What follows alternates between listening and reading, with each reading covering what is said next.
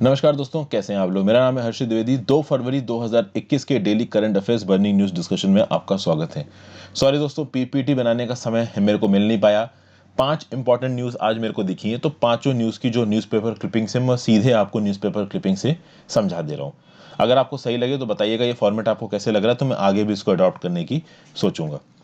तो यहाँ पे इंपॉर्टेंट न्यूज़ क्या निकल के आ रही है। Nirmala Sitharaman presents first ever paperless budget. यहाँ पे क्या बताया जा रहा है कि भाई देखिए, हर साल जो भी जिस दिन भी बजट पेश होता है, जिसको आप एनुअल फाइनेंशियल स्टेटमेंट बोलते हो, वो पेश होता है। तो नॉर्मल कर आपको देखता है कि फाइनेंस मिनिस्टर एक सूटकेस लेके आए, उस सूटकेस के अंदर से वो कागज निकालते हैं और उन कागजों को फिर सामने लाके पढ़ा जाता है। पहली बार ऐसा हुआ है कि हमारी union finance minister Nirmala Sitharaman ji suitcase लेके नहीं आए। सूटकेस के अंदर बहुत सारे कागज नहीं थे, ठीक है ना। यहां पे वो एक बही खाता लेके आई, ठीक है ना, एक लेजर बुक लेके आई, साथ साथ एक टैबलेट लेके आई और उस टैबलेट से पढ़ के वो बजट को सुना रही थी। तो कागज को यहां पे इस्तेमाल नहीं किया गया है, टैबलेट को इस्तेमाल किया गया है। तो जो डिजिटल इंडिया मिशन वाला, जो आप कह सकते हैं ना कि एक मिशन है हमारे सेंट्रल गवर्नमेंट का, उसको यहां पे एक ये तरीका है चीजों को डिस्प्ले करने का। इस इंफॉर्मेशन को आप बहुत तरीके से इस्तेमाल कर सकते हैं। किसी यूपीएससी के सवाल में या किसी भी ऐसे में आपसे पूछा जाए कि भाई डिजिटल इंडिया को प्रमोट करने के लिए सरकार कौन कौन से स्टेप्स ले रही है और कौन कौन से स्टेप्स ले सकती है, तो ले रही है वाले स्टेप्स में आप बोल सकते हो कि पहली बार पेपरलेस बजट यहां पे अनाउंस किया गया, जहां पे एक टैबलेट के थ्रू बजट के इंपॉर्टेंट प्रोविजंस को निर्मला सीतारमण जी ने देश के लोगों के सामने पढ़ा। ठीक है भाई। अब यहां पे कुछ और इंपॉर्टेंट न्यूज निकल के आ रही है। जब भी ये बजट पेश होता है उस समय पे जो भी अपोजिशन होता है वो अपोजिशन अपनी बात बोलता है। यहां पे भी बहुत सारा अपोजिशन है और मेन अपोजिशन किस बात पे, मेन अपोजिशन है फार्म लॉस को लेके। भाई पेपरलेस बजट हुआ और यहां पे आप कह सकते हो कि फॉर्मर डेमोक्रेटिक अलायंस की जो कंस्टिट्यूएंट्स थे, एनडीए, एनडीए में जो सबसे बड़ी पार्टी है बीजेपी है, इसके कुछ इंपॉर्टेंट आप कह सकते हो साथी थे, जैसे शिरोमणि अकाली दल था, राष्ट्रीय लोकतांत्रिक पार्टी थी। तो ये दोनों जो थे आपके पार्टीज के जो मेन इंपॉर्टेंट मेंबर्स थे वो छोड़ के चले गए बजट के दौरान ही। जब ये बजट की प्रोसीडिंग्स चल रही थी, बहुत सारे एमपीज प्लैकार्ड्स दिखा रहे थे, पोस्टर्स दिखा रहे थे कि फॉर्म लॉस को रिपील करो, फॉर्म लॉस को रिपील करो, ठीक है। और अलग अलग पॉलिटिकल पार्टीज के लोग कहीं ना कहीं अपने अपने प्रकार से अपना अपोजिशन दिखा रहे थे। जैसे कि for example Congress MP from the state Gurjeet Aujla, कौन से स्टेट की बात हो रही, पंजाब की बात हो रही, and Ravneet Bittu were seen wearing black clothes to express solidarity with the protesting farmers. तो ये दो एमपीज भैया ब्लैक कपड़े पहन के आ गए, ठीक है ना। इन्होंने प्लेकार्ड्स पहन रखे थे अपने गले में फार्म लॉस को प्रोटेस्ट करने के लिए। तो एमपीज भी इस प्रकार से प्रोटेस्ट कर रहे हैं। कुछ ऐसी भी डिमांड सुनने को मिली कुछ अपोजिशन मेंबर्स की, जो ये कह रहे थे कि जो एमपी लैड स्कीम है, member of parliament local area development scheme है, जिसको कोविड-19 के चलते कुछ समय के लिए सस्पेंड कर दिया गया है, इसको फिर से रीइंस्टेट करिए ताकि हम अपने अपने इलाके में डेवलपमेंट का प्रोसेस लेके आ सकें। तो इस प्रकार की भी कुछ डिमांड सामने आई है। तो ये तो थी एक न्यूज़। दूसरी न्यूज़ पे आ जाते हैं। Record allocation of 1.1 lakh crore for the railways. भाई रेलवेज को यहाँ पे कुछ एक्स्ट्रा पैसा एलोकेट किया गया है। यहाँ पे रेलवे से रिलेटेड कुछ स्टैटिस्टिक्स हम लोग देखेंगे। कहीं ना कहीं पैंडेमिक के चलते रेलवेज को नुकसान हुआ है। कितना नुकसान हुआ है उसके बारे में बात करते हैं। देखिए क्या बताया गया है। The railways which were hit badly by the pandemic had earlier estimated 2021 revenue to be more than 2.25 lakh crore. पहले तो रेलवेज ने एक्सपेक्ट किया था कि 2020-21 में रेलवे से जो रेवेन्यू आएगा वो होगा 2.25 लाख करोड़, जिसमें से अगर बात की जाए तो रेवेन्यू को दो भागों में बांटा जाता है। एक तो होता है पैसेंजर अर्निंग और एक होता है goods earning. Goods earning obviously बात आप समझ सकते हो, मालगाड़ी की बात हो रही है, और पैसेंजर अर्निंग वो गाड़ियां जिसमें से पैसेंजर्स जाते हैं। अब अगर देखा जाए तो एक्चुअली में 2020-21 में पैसेंजर अर्निंग्स को एक्सपेक्ट किया गया था somewhere around 61,000 crore, but actually passenger earnings आई कितनी, 15,000 करोड़। तो 61,000 करोड़ रुपए एक्सपेक्टेड था कि पैसेंजर अर्निंग से आया था, बट एक्चुअली में आया केवल 15,000 करोड़। वहीं पे मालगाड़ी गुड्स अर्निंग से एक्सपेक्टेड था बजट में कि 1.37 लाख करोड़ आएंगे, बट एक्चुअली में आया 1.24 लाख करोड़। तो कहीं ना कहीं ये जो रेलवे के एस्टिमेट्स रखे गए थे 2.25 लाख करोड़ के, वो मीट हो नहीं पाए यहाँ पे। ओके, कितने मीट हो पाए, तो 15,000 करोड़ पैसेंजर से रेवेन्यू आया और 1.24 लाख करोड़ गुड्स से आया। तो आप कह सकते हो कि समवेयर अराउंड 1.39 लाख करोड़ और 1.4 लाख करोड़ ही सरकार के पास आया है। अब पिछले साल जितना सरकार ने अपनी एक्सपेक्टेशंस रखी थी, इस साल भी सरकार ने अपनी एक्सपेक्टेशंस उतनी ही रखी है। तो पिछली बार जितने रेवेन्यू एस्टिमेट्स रखे थे 2021 के लिए, 2021 2022 के लिए भी उतने ही एस्टिमेट्स रखे हैं सरकार ने। फिर यहाँ पे फाइनेंस मिनिस्टर ने कुछ अनाउंसमेंट किए कि कुछ मेजर प्रोजेक्ट्स अंडर कंस्ट्रक्शन है, और सही में है। अगर आप बात करो ईस्टर्न डेडिकेटेड फ्रेट कॉरिडोर्स और वेस्टर्न डेडिकेटेड फ्रेट कॉरिडोर्स, इनको कमीशन कर दिया जाएगा जून 2022 तक। इनके बहुत सारे सेक्शंस बन चुके हैं और बहुत सारे सेक्शंस अभी बन रहे हैं। पूरी तरीके से जब ये ईस्टर्न डेडिकेटेड फ्रेट कॉरिडोर और वेस्टर्न डेडिकेटेड फ्रेट कॉरिडोर शुरू हो जाएगा तो इसको मोनेटाइज किया जा सकेगा, कहीं ना कहीं इससे पैसा कमाया जा सकेगा। ठीक है भाई। यहां पे और बहुत से आप कह सकते हो कि रूट्स हैं, इनका अनाउंसमेंट किया गया कि ये बन रहे हैं, जैसे कि सोन नगर और गोमो सेक्शन है 263.7 किलोमीटर का ईस्टर्न डीएफसी पे, जिसको परचेजिंग पावर पैरिटी मोड में बनाया जाएगा 2021-2022 में। फिर गोमोह दानकुनी सेक्शन है 274.3 किलोमीटर का, जिसको जल्दी जल्दी बनाया जाएगा। तो ये कुछ आप कह सकते हो सेक्शंस हैं हमारे ईस्टर्न डेडिकेटेड फ्रेट कॉरिडोर के, वेस्टर्न डेडिकेटेड फ्रेट कॉरिडोर के, जिनको मिशन मोड में बनाया जा रहा है, जो अगर पूरे हो जाते हैं तो कहीं ना कहीं रेलवेज और कॉम्पिटिटिव हो सकती है, रेलवे से सरकार और पैसा बनाया जा सकता है। फिर क्या बोला जा रहा है, फाइनेंस मिनिस्टर निर्मला सीतारमण जी ने यह भी बोला है कि 100% electrification of broad gauge route should be completed by December 2023। देखिए रेलवे लाइंस अलग अलग प्रकार की होती हैं, कुछ ब्रॉड गॉज होती हैं, कुछ मीटर गॉज होती है। मीटर गॉज मतलब उसकी जो रेलवे लाइन की विड्थ है वो 1 मीटर हो जाएगी, ब्रॉड गॉज की थोड़ी ज्यादा होगी। तो जितनी भी ब्रॉड गॉज की रेलवे लाइंस है सब में इलेक्ट्रिसिटी से ट्रेनें चलाई जाती हैं। तो जहां पे अभी स्टीम से चल रही, कोल से चल रही, पूरी तरीके से उसको इलेक्ट्रीफाई किया जाएगा। हालांकि हमारे देश में एक बहुत बड़ा जो रेलवे सेगमेंट है वो ऑलरेडी इलेक्ट्रीफाई हो चुका है। ठीक है भाई। लोगों को और अच्छी ट्रैवल एक्सपीरियंस प्रोवाइड करने की कोशिश की जाएंगी, टूरिस्ट रूट्स पे और रेलवेज को इंट्रोड्यूस किया जाएगा, सेफ्टी नेटवर्क्स को स्ट्रेंथन किया जाएगा।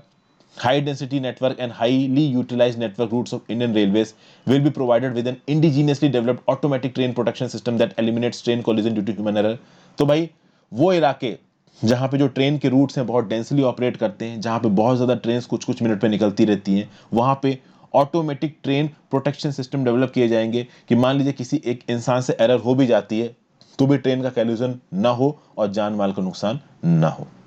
तो ये तो हो गया आपका ट्रेन सेक्टर में। फिर बात करते हैं upcoming assembly elections in 4 states find and echo in budget. देखिए ये तो होना ही था, सीधी बात है भाई कि जब भी बजट आता है, जो स्टेट्स में इलेक्शन आने वाले हैं और जहां पे रूलिंग पॉलिटिकल पार्टी के पास मेजॉरिटी नहीं है, वहां पे कुछ ना कुछ एलोकेशन किया जाएगा। इलेक्शंस आने वाले हैं वेस्ट बंगाल में, केरला में, तमिलनाडु में और आसाम में। वेस्ट बंगाल, केरला, तमिलनाडु और आसाम ये बहुत इंपॉर्टेंट चार्ट्स पे है। किसके भाई? हमारी सरकार पे। क्या क्या एलोकेशंस किए गए?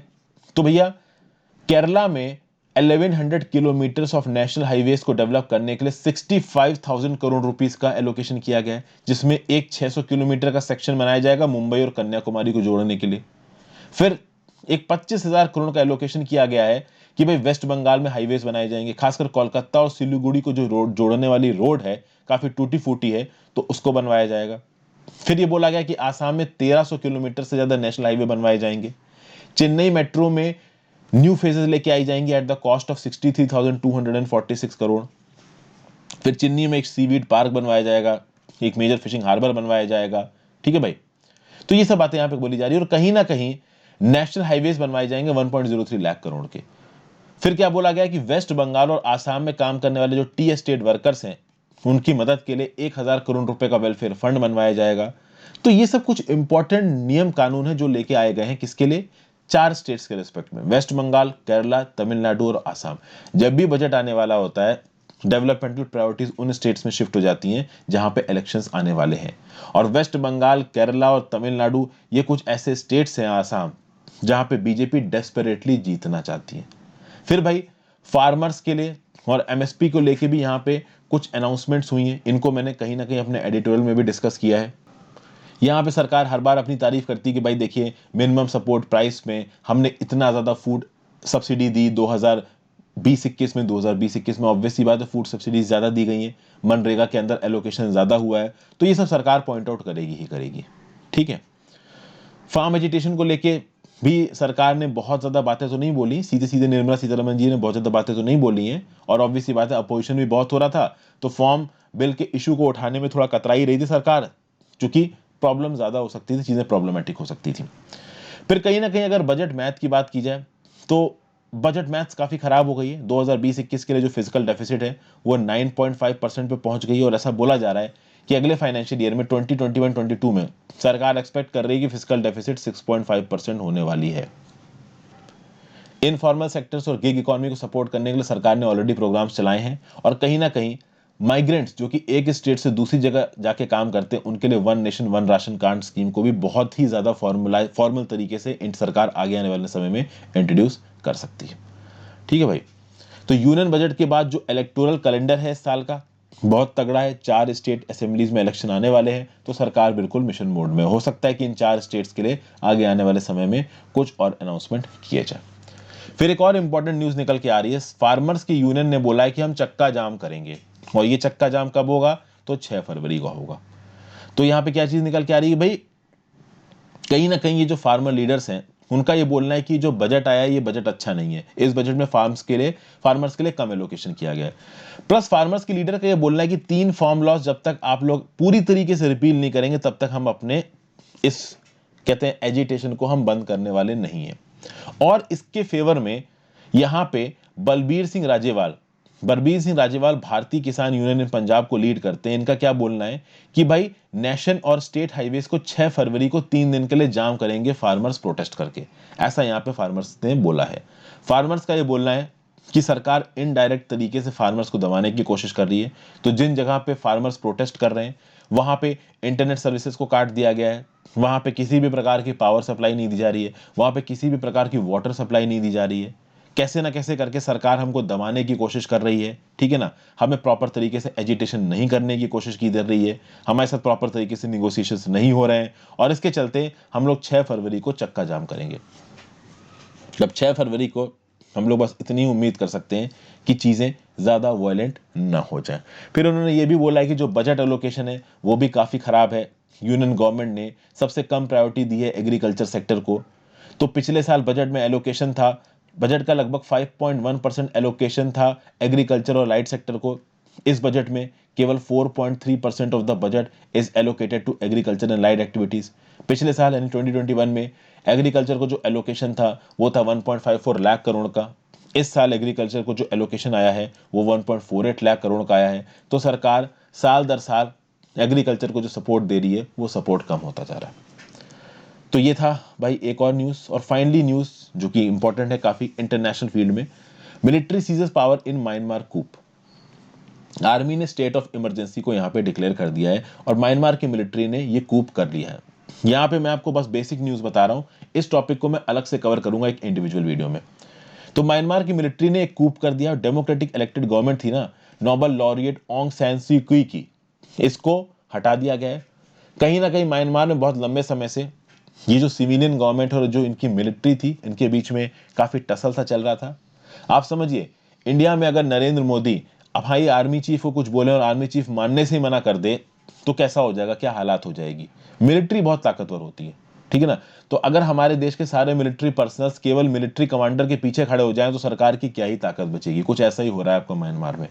म्यांमार में नेशनल लीग ऑफ डेमोक्रेसी के जितने भी लीडर्स हैं, इंक्लूडिंग उनकी मेन लीडर ऑंग सैन सू क्यी, उनको पकड़ के जेल में डाल दिया गया है, ठीक है ना।